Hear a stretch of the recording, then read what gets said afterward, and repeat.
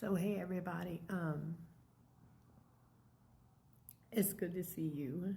Um, I gotta get this thing off my mind because I have been thinking really hard about a lot of stuff ever since ever since they raided Puff's houses and shit. You know, I can remember when Tupac got killed. It was actually 2 days before my birthday in '96. That's how I remember it so clearly. And I also remember when Big got killed the next year in March because that was a few days before my little sister's birthday. I relate a lot to numbers. Anyway, let me tell you something. That was pretty much during a time period when I was actively writing hooks and going into studios in the North Philadelphia and New York region. That's why I have this tattoo right here, North Philly Horseman, always ride or die. Anyway, um, so so I can remember things always being, okay, not always, but sometimes being super, super awkward going into some of those sessions. There were times that that we didn't leave the studio for a week. And of course, there was always drug activity going on around. There was always girls. There was always dudes.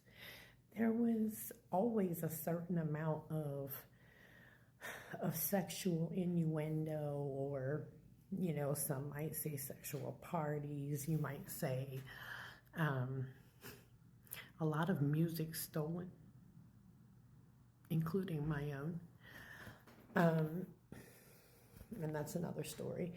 But what I'm what I'm saying is that from the beginning, when these things happened, I knew that that nigga Puff Daddy had had Biggie murder. I knew he had Big murked, okay?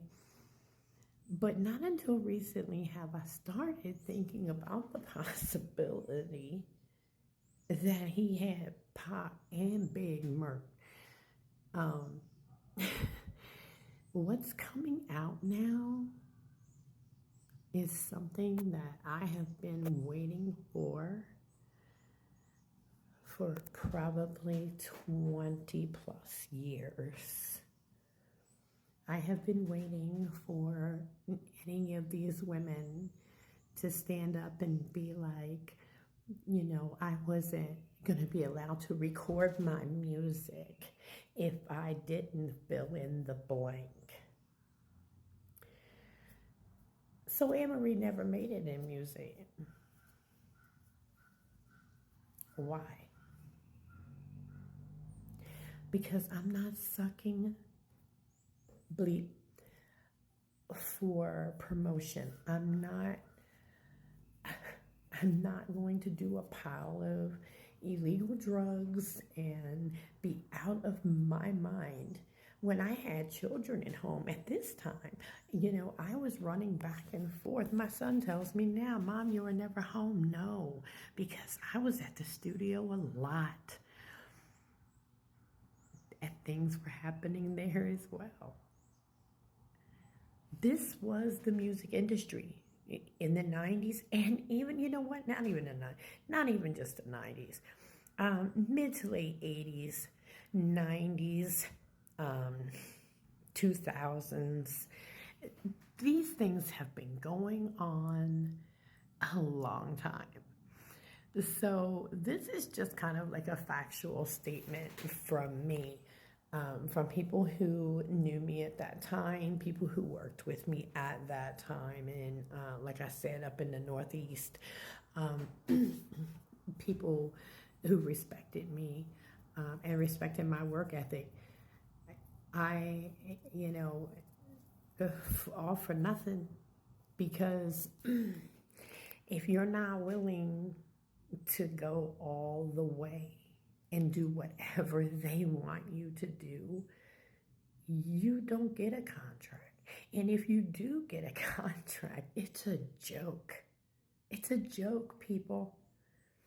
So I don't know. I just kind of felt like I was going to let that off my chest, because these women and these young men, hold up, hold the nasty. These boys, these were kids just starting out when I was already recording in the studios up north.